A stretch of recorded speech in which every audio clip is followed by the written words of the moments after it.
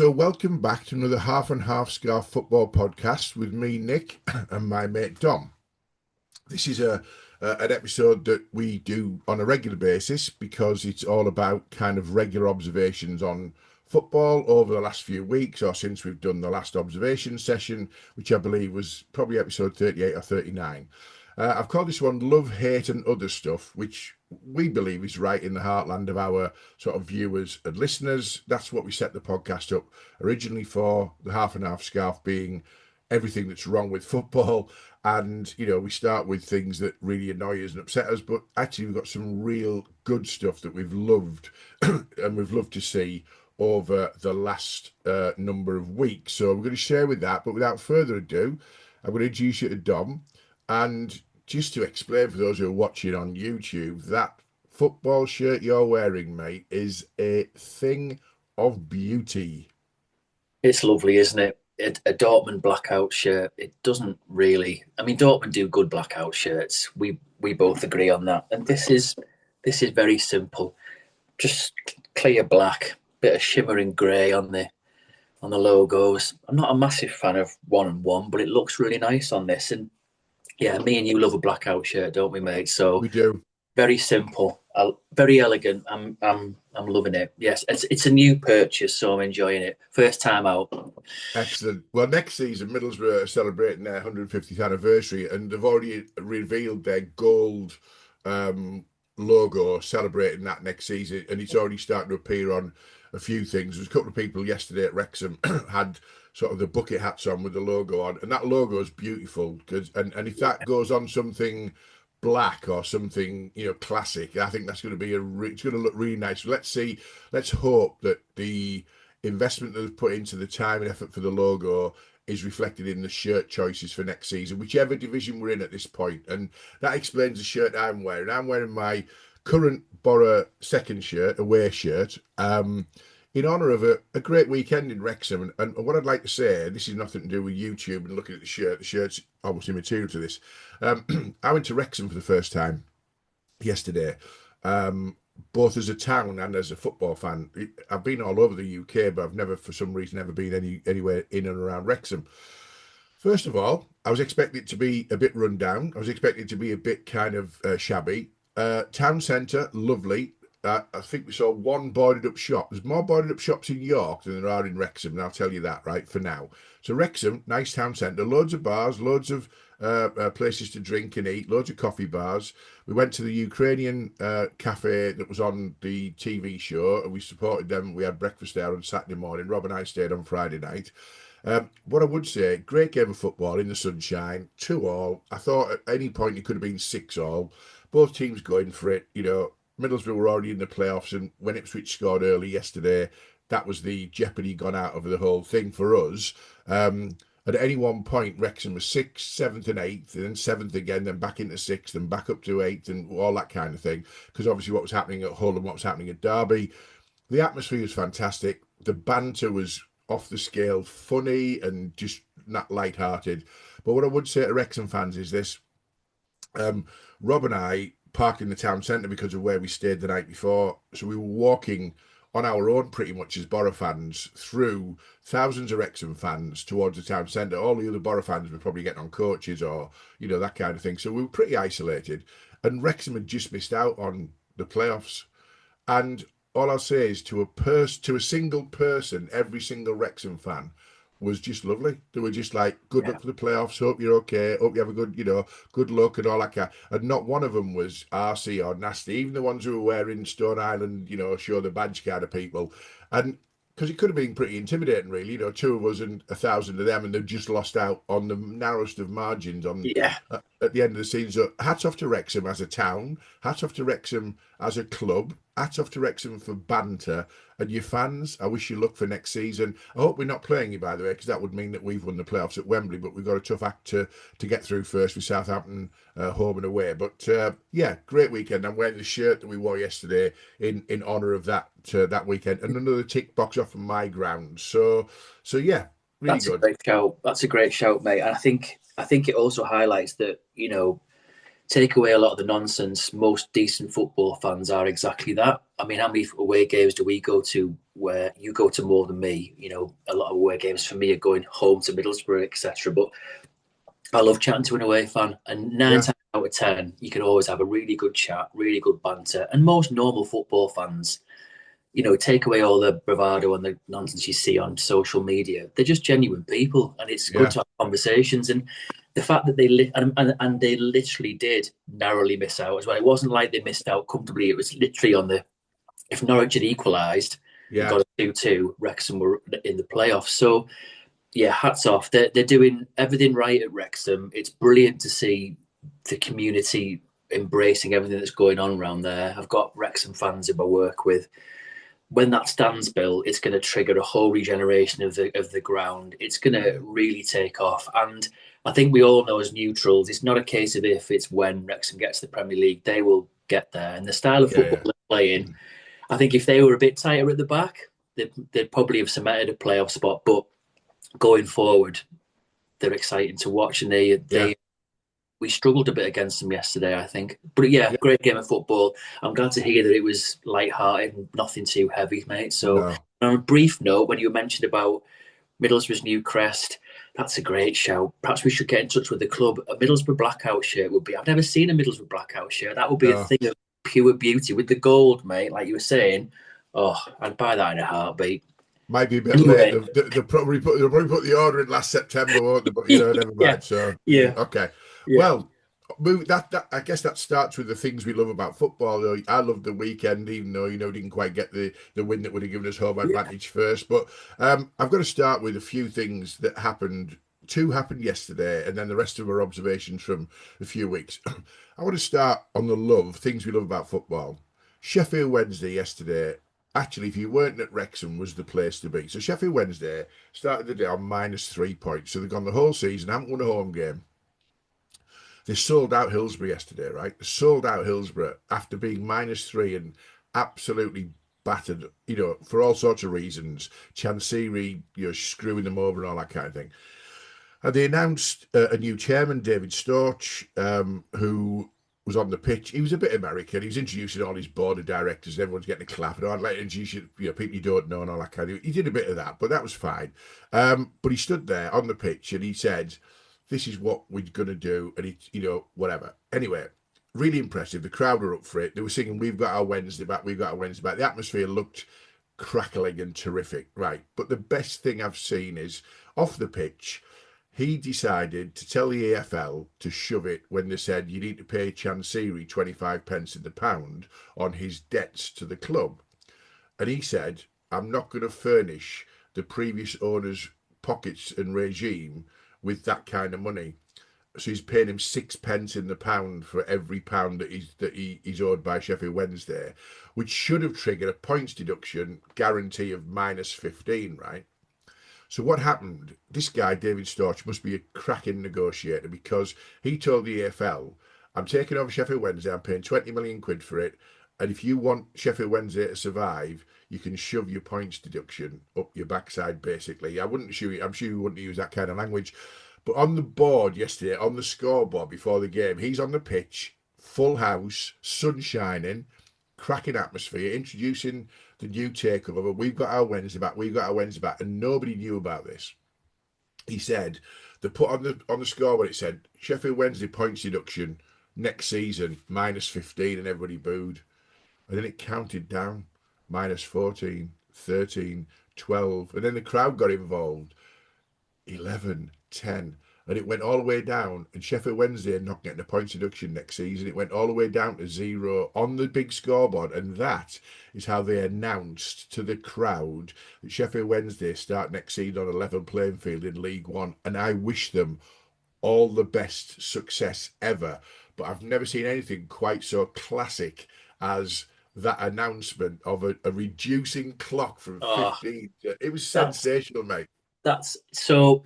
Before we came on air, you said, "Oh, do you know about this?" And I didn't know about how they did that. That is genius. That's gold. That how they did that to get the fans on board. I did read about that the 15 points had been wiped, Yeah. so they're going to start on a level playing field. And amazingly, on social media, you've got people all over the place moaning about it, saying all the inconsistencies and how unfair it is. And it's like, hang on a second. Jesus. Yes, there's lots of inconsistencies, and West Brom getting a points deduction literally in a heartbeat over something extremely innocuous when you've still got the likes of Chelsea and Man City who were Hang, just doing. hang on. Can I just say about West Brom? They didn't get the points deduction until they had enough points for it not to make a difference either, by the way. That was Yeah, convenient, by the way, to convenient. me. Yeah, and yet, if anyone's wanting, with all the stuff that Chef Wednesday have been through, if anyone's wanting them to be penalised further with another 15 points, which we discussed on either last week or the week before's pod, where you're basically condemning them pretty much to, unless they have an outstanding season, you're condemning them to relegation into League Two before they've even put back into League One. Why anyone would want that beggars belief. Finally, and for once, common sense has prevailed. They've been through enough. They've been punished enough. So I think that's absolutely amazing. And the fact that nobody knew and they counted it down like that, which I didn't know, is absolute genius. But also to what you said, a full house at Hillsborough. That just shows you how powerful the Chef Wednesday fan base is. And then when they all get together behind something that's hopefully going to, well, it can't surely get any worse than what Chansiri did. They get their football club back. Yeah. Brilliant. And long may it continue. They'll be a force in League One. Can you imagine? There'll be a sellout every week. Yeah. So just on the noise factor alone and the sheer support behind the club, massive. I wish them well. They've been through enough. Well, they were at Middlesbrough last away game of the season for them on a Wednesday night. Absolutely nothing to play for. Sold out the away end, and they were the noisiest fans we've ever had this season at the Riverside. They just never shut up. Well, didn't they? They gave us brilliant. Yeah, and they did give us a game. Yeah, so well done. It was just lovely to see. I've got no skin in the South Yorkshire game unless you're a Sheffield United fan. I would hope, and maybe Barnsley. I know that one of our favourite listeners, Simon Jennison, Barnsley fan, has no love for Wednesday, but his wife Michelle supports them. So their household would have been quite interesting when that all happened. Anyway, on the love, let's look at another South Yorkshire thing that happened yesterday, right? So Billy Sharp. I love Billy Sharp, by the way. Yeah. Even when he played for Sheffield United, and he gave banter, he gave it back. He was always a handful. He scored goals, consistently. And it was his last game for Doncaster. I don't know whether he's retiring or whether he's looking for another contract somewhere else. His last game for Doncaster yesterday, and Billy Sharp signed off with a hat trick. And you look at it and go, that is so football, isn't it? Yeah. That is brilliant. And he loved it. The fans loved it. It was just like the perfect sign-off. I hope Billy Sharp, if he is going somewhere else, gets a decent contract with someone. He'll score goals for someone at League One and League Two level all day long, by the way. So, yeah, Billy Sharp, great sign-off. Hat-trick on your last ever game. Again, in the sunshine. Doesn't football feel better when the sun's shining? Of course it does. Every day of the week, mate. It's beautiful. Yeah.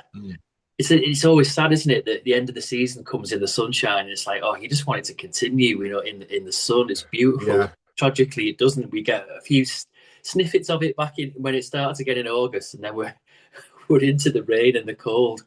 But yeah, 16 layers and things out at the Riverside. Yeah. Yeah. But I agree on Billy Sharp, a proper professional. People might have their views on him, but I just think he is what he is. He's honest to a core. He'll call a spade, plays the game the right way, and he's exactly the same ilk as like Jamie Vardy, when he comes on the pitch, he's just giving it his all, and he absolutely wants to win. So brilliant. So I hope he continues. I think some players retire too early. If you're loving the game, keep on playing. Another brief one on that, mate, which I should have put in. Did you see it yesterday? Lucas Podolski, at age 40, won the Polish Cup for his local Polish team that he'd said he'd always wanted to go back and play for and win a trophy with. And he did that yesterday. I just think what a career he's had. And again, if you're good enough and you love the game enough, why stop?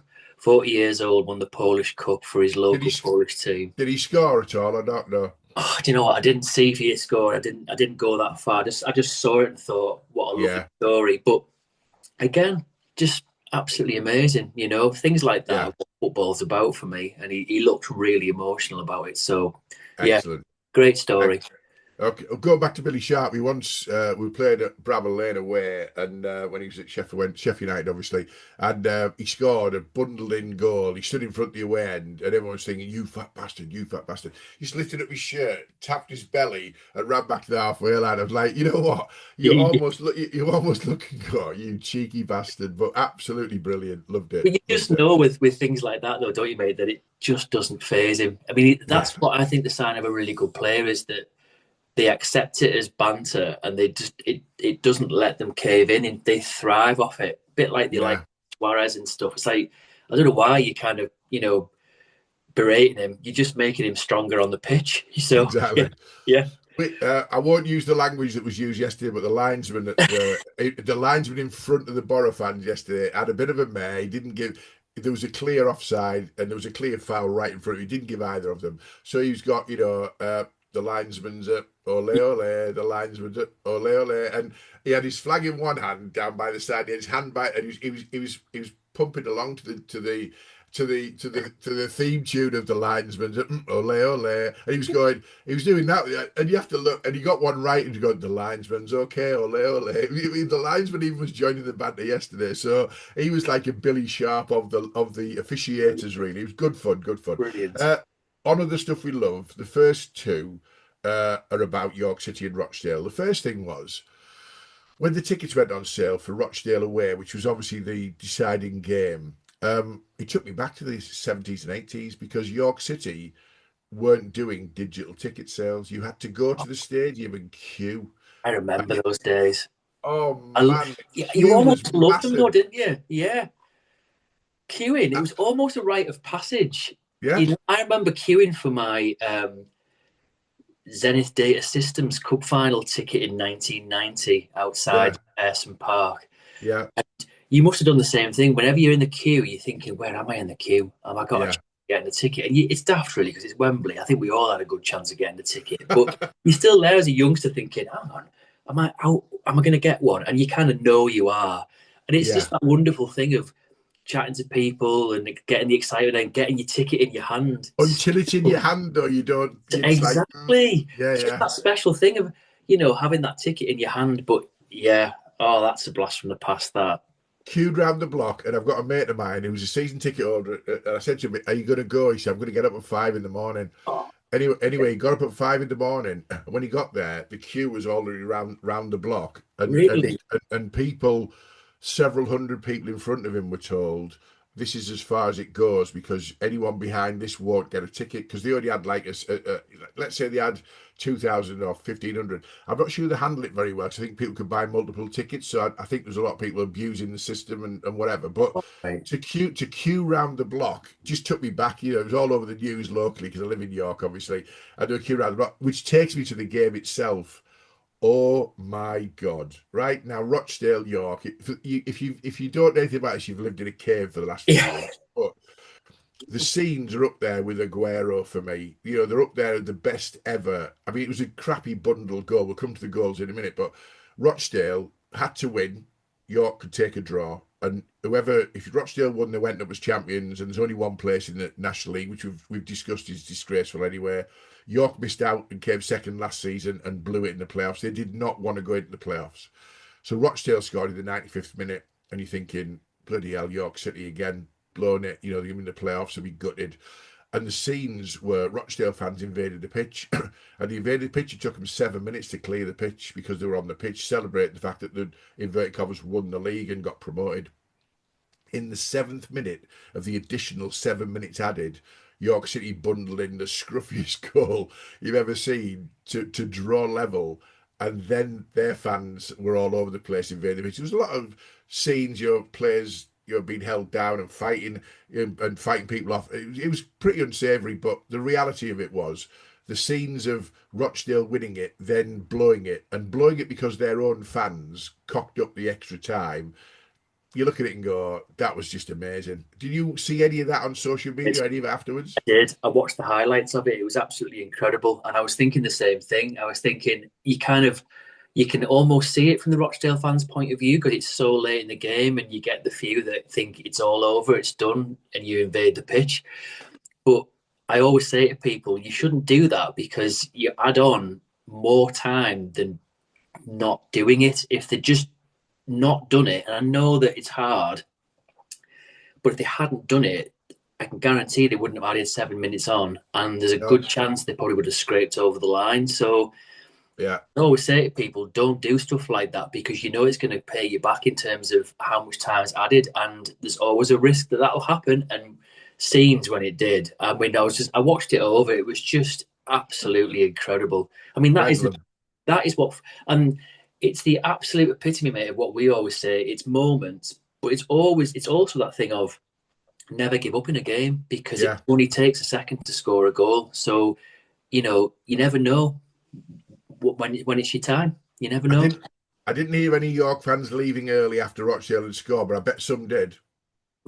Well, I bet they did. There'll be the odd one who walked out, and again, we always say, don't walk out of a football game, No, especially something like that. If you're walking out of a game like that, you must be mad because you know there's going to be added time, so you stay right until the end because it's like, well, that could happen, and if it yeah. happens, I want to be there when it does. And if you walk out and miss it, you're kind of paid to miss it. It's absolutely ludicrous, isn't it? In my view, they don't deserve a ticket because they've taken a ticket from someone who probably would have stayed till the end. You know what I David mean? it till the end, and then Yeah. not just that, mate, but those scenes at the end of staying behind and celebrate Oh, are almost better than the game because then you yeah, regale the game in your head and you're there.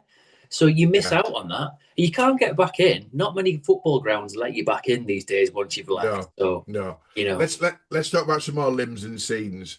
Hibs 1, Hearts 2 in the yeah, Edinburgh Derby. yeah, Wow. So Hibs were down to 9 men, 1-1, keeping Hearts at bay. And obviously Hearts have got the full away end, your big stand at Hibs Stadium there. And 86th minute Hearts winner in front of the away end. I'm telling you now, if you thought the limbs at York City were interesting, the at Rochdale, the limbs at Hearts away end, because we all want Hearts to win the league, don't we? We all but do. just for the sanity of football, and Yeah, Hearts fans know it as well. I was keeping tabs on that game, and 1-0 to Hibs, even though they were down to 10 at the I time. know. You're thinking this can't Ah, last with 10 men, and then I kept on flicking on, and yeah, it was scenes at the end, but they're making hard work of it, Hearts, aren't they? I mean, they they are. really are from where they were, but Having said that, Rangers lost to Motherwell, didn't they, the other week? So that yeah, helped Hearts. But you sort of still think, don't you? I heard an interview with a guy on Talksport the other week, and he was a Scottish journalist, and he was 36 or something like that. And he said, "I've never seen anyone other than Rangers or Celtic win the top division in my lifetime," which is shit, isn't it? Really. it's terrible. So Yeah, that's why we all yeah, want Hearts to win it, don't we? We all want Hearts to yeah. win it. I mean that what you just said there is exactly what's wrong with football right there. Yeah, So, and I think what would be awful, mate, is if right at the last or right on the last game of the season, Celtic or Rangers pipped them to it, and shite.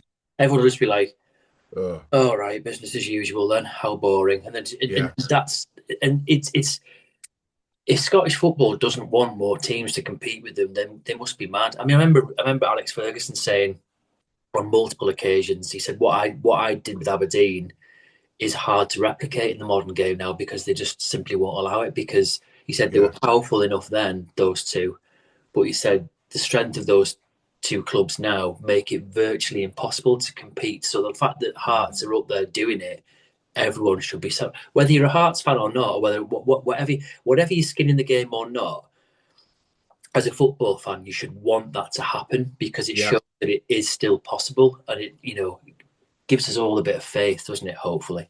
It does. Let's go on to something else we've loved over the last few weeks. I've just got to give you the scoreline and you'll know what I'm talking about. PSG 5, Bayern 4. Amazing. An Wow. amazing game. And the following evening, we had Atletico versus Arsenal. And I thought that'll be a bore fest. It'll be 0-0. Okay. It was 1-1, I think, wasn't it? But Yeah. it was pass it sideways, pass it backwards, dark arts, all that kind of thing. PSG and Bayern were like, I'd call it like Thomas Hearns versus Marvin Hagler in the Yeah. 80s. We're both going to stand there toe to toe. You hit me, I'll hit you harder. You hit me, I'll hit you back. It was just a sensational game of football. And for me, I can't wait for the second leg. Oh, I mean, I saw so many people post probably one of the best games of football I've watched, and you can't argue with it because it was exactly that, mate. It was two really good teams packed with really good players who didn't want to time waste, didn't want to do No, drastic rolling around on the floor, didn't want to do stupid timeouts, didn't want to whinge and moan and gather around the referee. They just wanted to play football, get on with it, and try and win the game. And yes, I heard people criticise Harry Kane, said, "Oh, I thought we defended really well." And it's like, well, how can you when you lost? It's like, but they did, because yeah, PSG could have scored 10. yeah, That's. I mean, Bayern are good, but PSG are just astonishing. I mean, you're right. It was literally end to end. I mean, the goals were all fabulous. The yeah, game was played the spirit of the game was played in the right way. It was only slightly tarnished by that ridiculous penalty for PSG at the end of the first half. Penalties should never ever be given for something like that, when you can literally see from the slow mo that there's no way he's getting his hand out the way. He no, hasn't.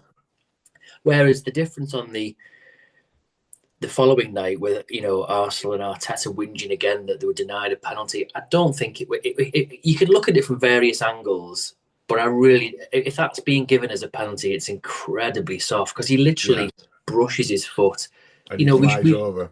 yeah, and I mean, what was the other nonsense? Measuring the length of the grass. Jesus Jesus. Christ, is this what we're coming to now? Seriously, Yeah, just get on yeah, and play the game, for Christ's sake, please. yeah. I mean, if Arsenal get through that, they're going to get battered by either PSG or Bayern. I'm putting it out there now. I'm sorry, Arsenal fans. I'm not wishing you ill. I just think the way you play, you're going to get absolutely battered by either one of those two. So Yeah, I just, if you get through to the final, congratulations. But I don't think you're winning it. I'll put it out there right now.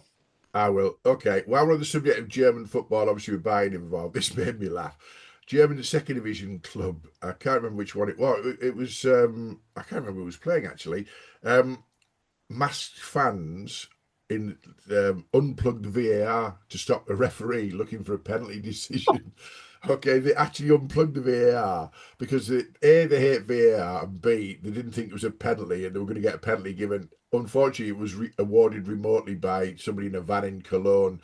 But German fans are brilliant, right? They don't want VAR in the second tier and they protest it all the time and they regularly do it. But these people put masks on and unplugged the VAR so they couldn't check it. They didn't want Monday night football, did they, in the Bundesliga? And they've protested, and they don't have Monday night football in No, the Bundesliga. Their yeah. fans are really powerful, aren't they? But putting a mask on to unplug the VAR just made me laugh. I thought it was You can great. almost picture the scene, can't you? And Yeah, is there anyone in the country that would hold them to account? They'd almost become like folk heroes. And exactly right. It's funny because in his press conference, David Moyes mentioned about the German football fans having the power to be able to veto Monday night football, and he said Monday night football's ruining the game because, oh, shock horror, when are Everton playing this weekend? I'll tell you when. Monday night at 8 o'clock against Man City, our wow, eighth of the season. Eighth. wow. You're not supposed to have more than five. We've had Yes, it. It's killing football. It's just ruining football. but here's the So thing, by the way, Man City are not in any European competition, so they no, don't have to make it when oh Monday no, night does. no, they don't. It's just that's our Monday night pick for Monday night football. Well, hang on a second, just pick something else because you've had your fair share of Everton on Monday night. So leave us Yeah, alone, please. Let us yeah, have let us have another Saturday afternoon game and enjoy it. Give us what we had with Chelsea, please, because we've had it I think 4 times at home, 4 times over a season. That's tragic. what you need to Absolutely do, tragic. mate, what you need to do is buy a mask and then go and unplug the VAR at Hill Dickinson and start some protests and things, mate. I can see you doing that. I'd love to do that. Just the genius of thinking. Here's an idea. Let's get some masks on and we'll go and unplug the VAR system. I mean, it's just gold, isn't it? It's Absolute brilliant. gold. Brilliant. Right. I've got some more stuff, right? Okay. Um, 2 weeks ago, Bristol City played Southampton. I wish I had time to have looked at the number. It was the biggest ever age gap in opposition dugouts in the top four divisions in English football. Roy Hodgson in one dugout for Bristol City, Tonda Eckhart in the other dugout for. And if you look at it for Southampton, if you look at the gap, I think there's something like 60 years or something, right? Something, no, maybe I think 50 it's odd years. 50 years, yeah. Yeah, 50, but 50 years, yeah. yeah, So Tonda Eckhart wasn't even thought of as an entity. His parents probably weren't even born when Roy Hodgson I know. was born, and even more than that, Roy Hodgson had been coaching for 20 odd years before Tonda Eckhart was born. I mean, that's a hell of a gap, isn't it? Really, that in terms of So experience or whatever. So yeah. I think it ended in a draw as well, so fair dues. But the age gap's huge. Should you be coaching and managing football at 78, 79, 82, 83, whatever age you true. are? I don't know. I, I think for me, it's nothing against Roy Hodgson, but I think it just shows again we criticise how we feel the structure and the system of football is broken. Yeah. I think sometimes that's again clubs just we need a safe pet. We want safe. They're not Mm. willing to have faith or give a chance to a young up and coming coach and bed in and allow time. It's Roy Hodgson is, oh, we're panicking, we don't think this was it Daniel Stindl or whatever he was called. I can't remember what he was called, the Bristol City. No, I know what you mean. Yeah, yeah, I yeah. can't remember his name. I've probably got his name completely wrong, but it's almost like I'm not quite sure why they sacked him because he wasn't exactly doing a terrible job, and I'm not sure Roy Hodgson's really improved anything.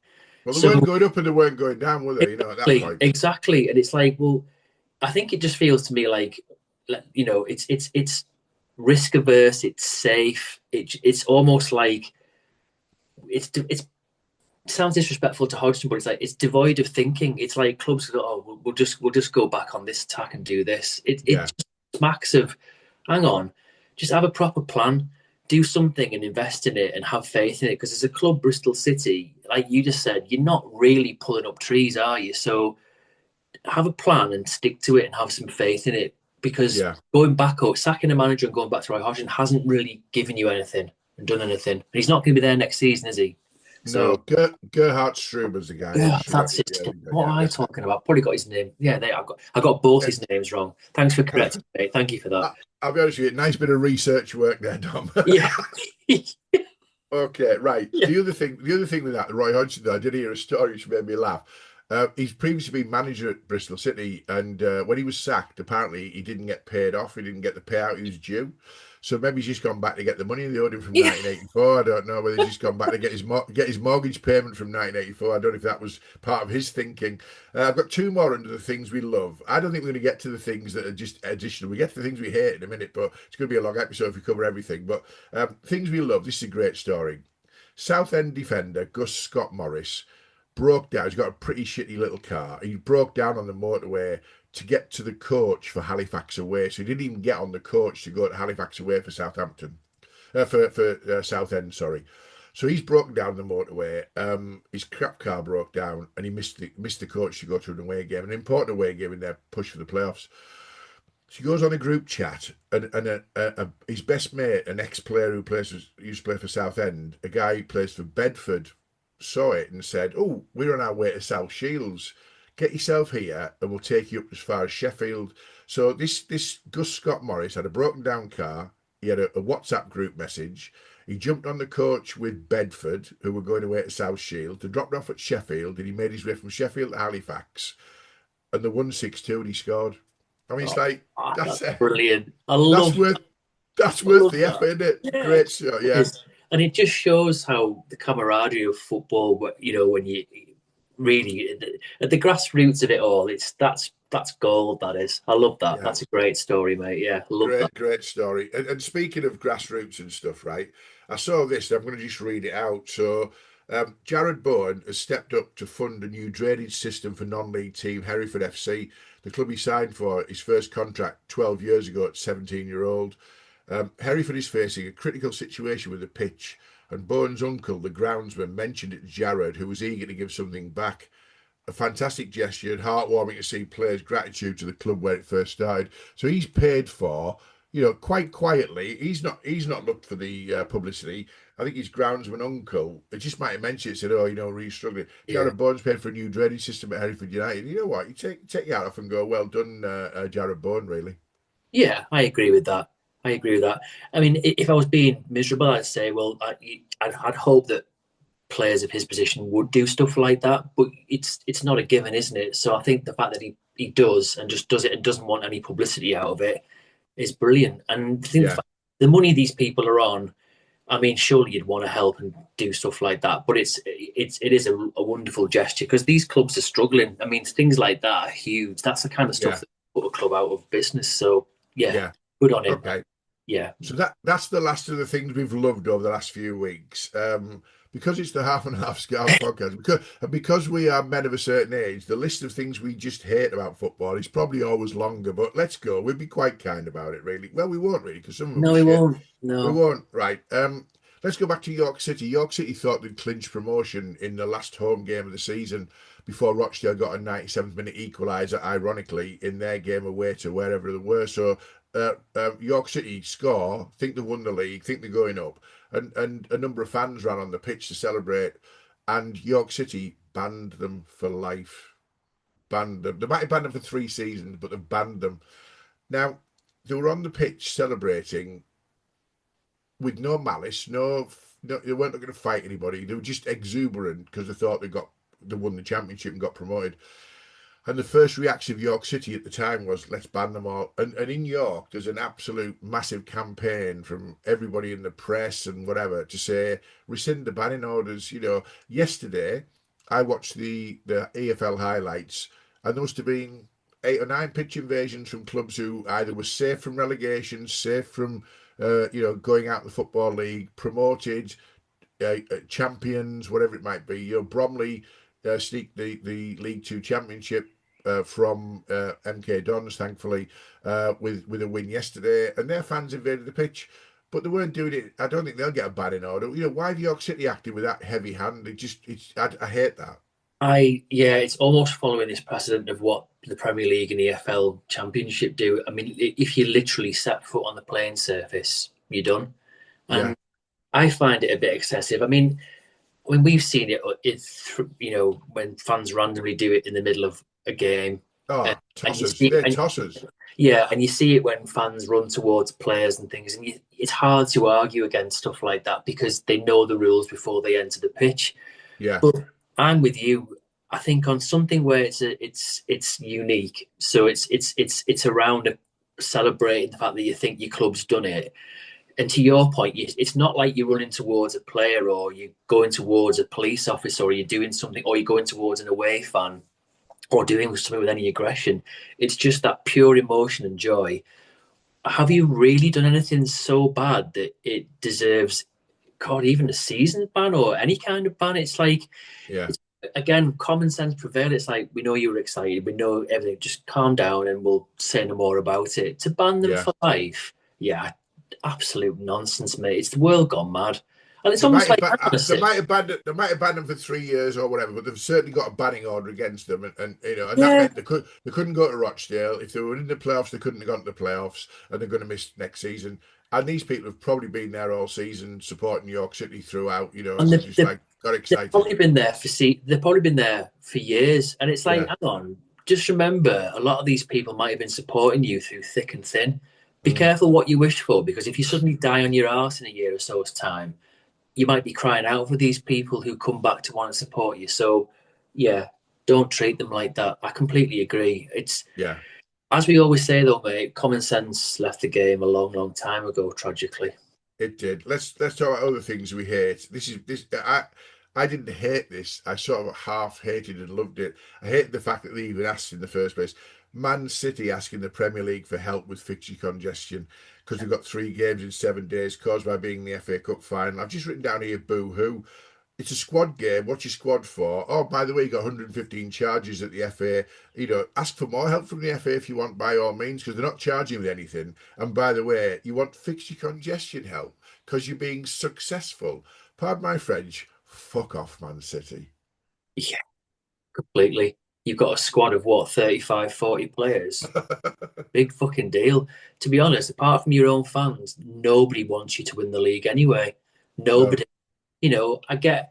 I lived in Manchester a long time. I know a lot of really good, proper City fans, and I've never begrudged them their success. I mean, I have to say, if that was me supporting that club and I'd been through what they'd been through as a club previously before they were owned by a country, I would sit there feeling slightly tarnished in the fact that, are we winning things the right way? Are we doing things right as a club? No, I wouldn't, and I'd be very ashamed, to be honest. But yeah, it's almost this sense of entitlement, and they're outraged that they're not getting what they want. Oh, fuck right off, seriously. You Yeah, know, apart from yourselves, nobody gives a shit. You know, yeah, and tragically, nobody gives a shit about Arsenal either. But most people, surprisingly, I know a lot of people who don't want Arsenal to win it. I want Arsenal to win it purely for the sanity of not having Man City insufferably win it again. yeah, yeah, I mean, just look at the FA Cup final. I was excited, last weekend, thinking for a brief second that we might have a Leeds Southampton final. No, that was never going to happen, was it? What have we no, got? We've got the usual bore fest of Chelsea versus Man City. Chelsea have been in 7 finals in 10 years. Man City have been in Christ knows how many. And you're yeah, telling me that. And the FA will be pleased at that, for their global revenue and all the rest of it. Oh, and what are they charging for FA Cup final tickets? Between 50 and 200 quid.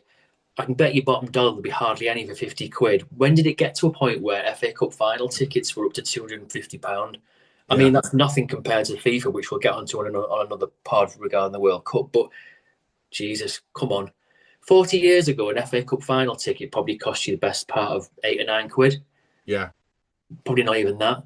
But like everything in football, it's like, let's just fleece the fans because we can. This will be the first FA Cup I've not watched, the first FA Cup final I've not watched live since 1970. And you know what? I could give less fucks about Man City versus Chelsea if you Nobody could. tried. That's No. nobody cares. Nobody cares at all. I mean, honestly, you should look at the stats around the draws that Chelsea get in the FA Cup. It's almost like someone wants Chelsea to win it every year. The Yeah. draws they get in the lower rounds is ridiculous. They Yeah. get such an easy card all the way through, and they're just. I mean, everyone was going, "Oh, Enzo Fernandez, what a game!" Oh, big fucking deal, Enzo Fernandez. He's a shit footballer who Yeah. doesn't give a toss about the badge. All he wants is a move away. He has one reasonably good game. Big fucking deal. Nobody These cares. by the way, these are the Chelsea players who got. I mean, Rossini helped himself to get sacked, but they didn't play for Rossini, did they? As soon as Rossini goes, they suddenly step up to the plate. That's a disgrace, by the way, when players do that. Yeah, and on a lovely segue, mate. You like my segues. Something I else we do. hate about football: these ridiculous timeouts that Chelsea keep creating. Oh, Oh, what a shock! Sanchez has gone down again. What a shock! Nothing wrong with him.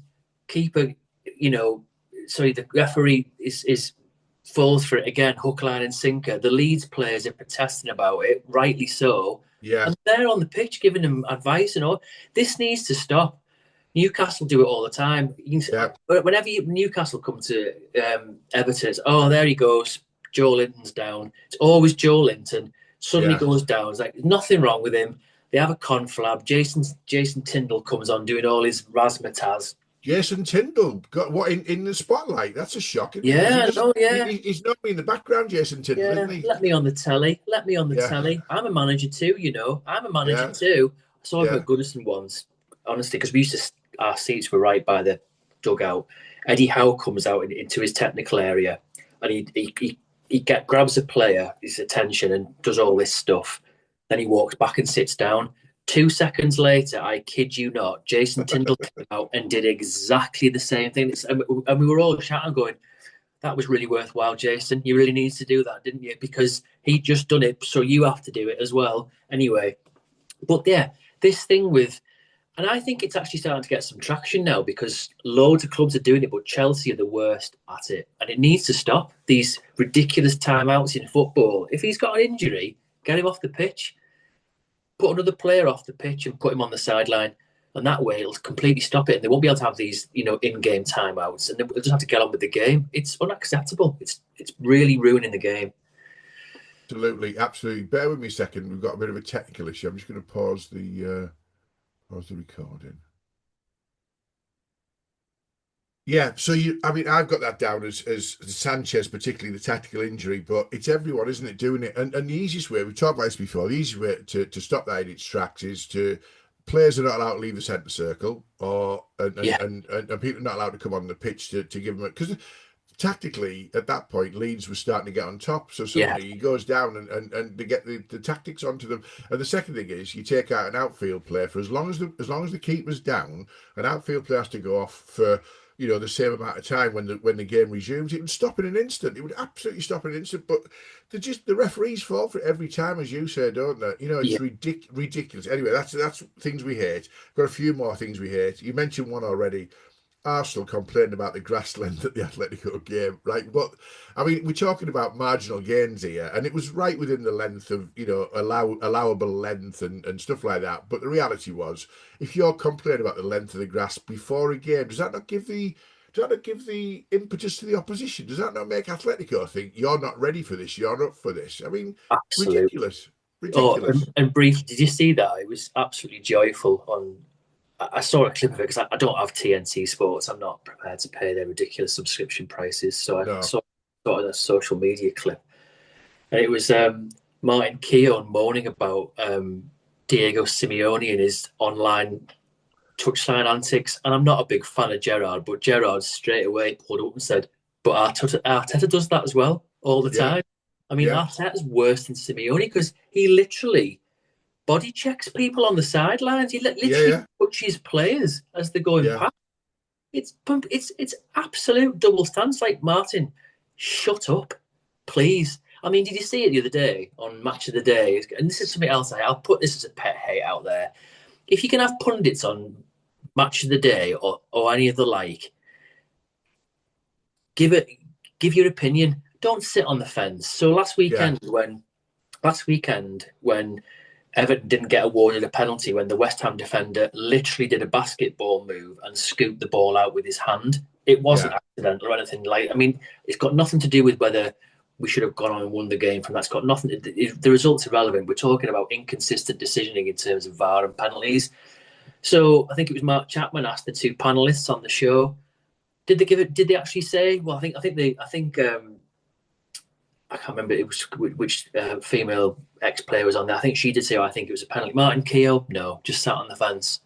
And it's like, you're there to give an opinion, Martin. You're there to say whether you think it is or it isn't. So say whether you think it is or it isn't.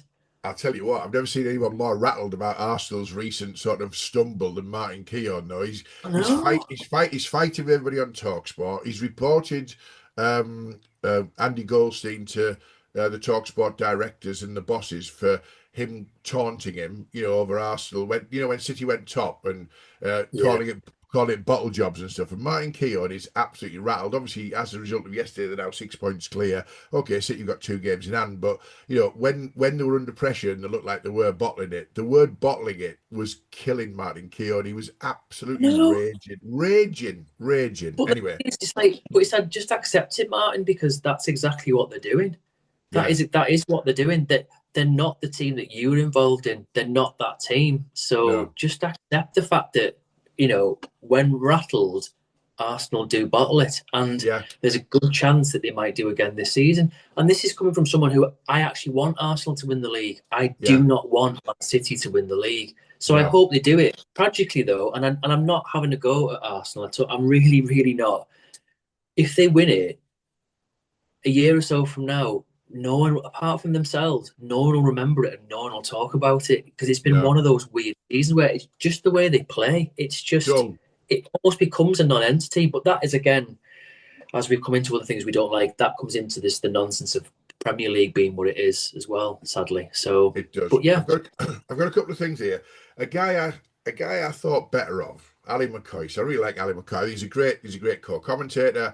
If I'm listening to Talksport in the morning and he's on, I'll listen to it. If I turn on and Gabby Agbonto's on, I'll turn it off.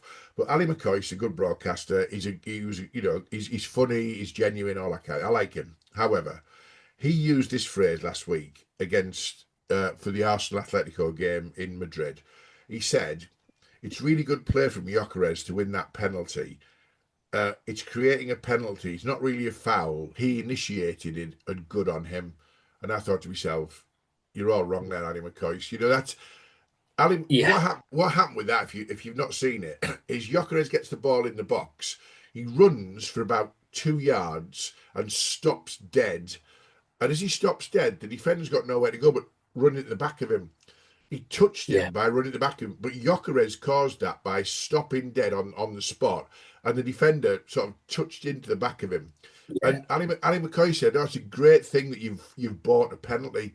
No, Ali McCoy, it's fucking cheating. It's like just wrong. Why are you sanctioning that as a former player? It's not a good thing. It's a bad thing. It's shocking, and it's referees fall for it all the time. You run at full pace, you suddenly slow down or stop, someone runs into the back of you, it's a clear foul. It bloody isn't, it's initiated.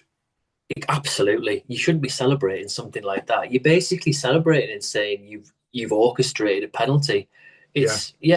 I don't. I like McCoy. I think he's a fun guy. He's interesting. He always has an opinion on something. But yeah, that's wrong on every level. yeah, You don't want to see that you just don't want to see that in the game ever. I don't want to see that in the game. I want to see a no, penalty honestly awarded where genuinely, and this is we've discussed this before. This is my what I have a real issue with these penalties is I think a penalty should be awarded where you can clearly see there's been an injustice on the player and he had a genuine goal scoring opportunity. yeah, Whereas now the penalty rule has got to a point where like we saw it in the PSG Bayern game where Alfonso Davis got he hit his yeah, hand and are you honestly telling me that there was any player anywhere near scoring a goal there? Absolutely no, not. But it's a penalty. yeah. That should be an indirect free kick all day long for the Mm. integrity of the game. So the penalty laws they've got to the point where Hang on. You think the game's got any integrity left? oh yeah, sorry, yeah, yeah. Well, to restore or add a bit of integrity to the game, I'll Yeah, rephrase. Yeah, I was going to integrity. say, There's we all know that different players in different countries have a different view of what sportsmanship is and winning a game. yeah, But you've at least got to have some rules that make some sense and then have referees and linesmen that have the gumption to actually enforce them. I mean, mm, it is getting to a point now, isn't it, with the likes of VAR, etc., where we've definitely got to the point where nobody knows what excuse they're going to come out with every week for why they give something and why they don't. yeah, It's almost like people have forgotten what the actual rule is because there's so many now nuances and interpretations of the rule. So it's almost like, well, I'll just say this, and that's what we'll say. It's like, but it yeah. doesn't mean anything. It doesn't mean anything. So, you know, on our loves was the mass Germans unplugging VAR. Our hates is that we wish VAR would leave English football for good because it's Yeah. tragically just destroying the game. Just So conscious, just conscious of time. I've got two quick ones to finish with. go I'm on. not sure they're going to be quick because one of them might rattle you.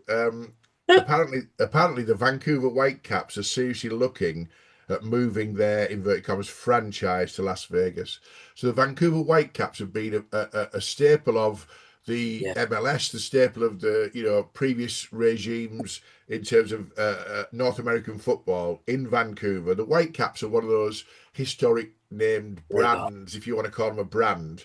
And they're seriously looking at moving to Las Vegas. Now, I don't know how far it is from Vancouver to Las Vegas. I don't know how easy it is to get there by flight, but that's like, they don't give a shit about their fans. So they don't give a shit about their history, their legacy, their anything at all. They're seriously considering moving to Las Vegas. Why? I don't know. It might be money. I don't know. Money. Yeah, I mean, yeah, it's almost like, do you know what? Let's just fuck the fans. I mean, Yeah. let's just ignore the fact that those who do go and watch it are in Canada for a Yeah. start. But no, we'll move it to Las Vegas, which is the equivalent of going from, say, I don't know, Teesside to Southampton, something like that. I think it I might think be it further than that, might mate. It even be might have, further than that, mate. yeah. It might be like Teesside to Paris or something like Yeah. that. I don't know. And you look at it and think, so if you want these people, these loyal fans to keep watching that, they're going to have to travel. They're not going to do it, are they? So No. basically, it's like, well, sod that. And that just tells you everything that's wrong with MLS and franchise football.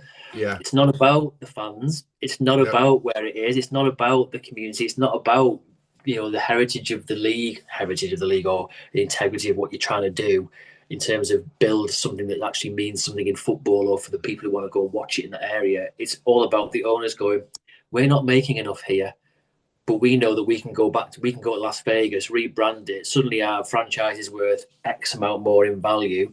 We can put the prices up more, and more people will go and watch it. Well, will they? Will they really? Well, tourists will, because Vegas is a big tourist centre, isn't it? You know, people might just drop in and see it, but they won't have a fan base, will they? Well, yeah. In which case, you're selling your soul even more, aren't you? So you're this becoming. I mean, not that it's Yeah. bad enough as it is. Don't get me started on MLS, but it's like, well, you literally, if that's what you want, just a purely tourist-driven franchise, then how awful! How Just say, awful! just say that back again, mate, because I got an inbound call and it just affected the. So yeah, I was just saying, how awful that not only is it terrible as a franchise system anyway, but you're basically then saying we deliberately want to move it to somewhere like Las Vegas because we want to capitalize on tourists hopefully coming to see it. So yeah. no one who's actually invested in the team will just make money off it. So I don't really see anyone in the Las Vegas area wanting to jump on a franchise in Las Vegas. Personally, I don't. No, there you go. I'm conscious of time. I'm going to finish with that. I'm going to add the other stuff to the stuff. We'll do an episode on stuff, two episodes down the line. Because next episode we're going to do about the World Cup, because there's a lot of things that really piss Yeah, us off before the ball's being kicked. So I think we want to make sure we're not going too far and too long into, you know, the likes and dislikes. And let's be fair, by the way, there was many things that we loved as we hated this week, which is unusual for us, isn't it, really? yeah, So the episode was called Love, Hate and Other Stuff. The other stuff will wait. There's plenty of time to do other stuff. That was episode 45 of the Half and Half Scarf Football Podcast with Nick and Dom. As ever, it's in association with our fan support partners, Huddle Up. And for those who don't know, Huddle Up are doing some great work with EFL Championship and National League clubs around providing supporter support for mental health, well-being, wellness, etc. So if you're involved in anything to do with fan liaison, fan supporter groups or whatever, get in touch with them, because they are looking to support you and your team and your supporters around all the things that are really important, accessing the right support when you're just not quite there for mental health or well-being or wellness. They're doing some great work. So well done, the Huddle Up team. Adam Franklin and Connor Bottrell, the details are on the screen, and they're also always in the show notes. Next episode, 46, will be, we've called it the World Cup. Is there anything right about it? Because boy, have we got a list of shite to go through for what the World Cup's doing, and we're a few weeks away from kickoff yet. So God knows God knows how annoyed we're going to be, Done by the time it actually oh, starts. But, we're going to be unbearable, mate. But we need to bang this drum because there isn't. I think the way you've summed it up, mate. Is there anything right about it? Well, yeah. Brace yourselves, everyone. We've got a lot to say on this. yeah. So that's been the Half and Half Scarf Football Podcast from me, Nick, and my mate Dom. As ever, great, Dom. I've got you rattled a few times. Also made you smile a few times. You are. That's what it's about. Yeah. So we'll see you on the next one, mate. Yeah. Looking forward to it. Loving it, mate. Yeah. Really enjoyed that one. I'll see you soon. Cheers, mate. Bye. Cheers. Bye.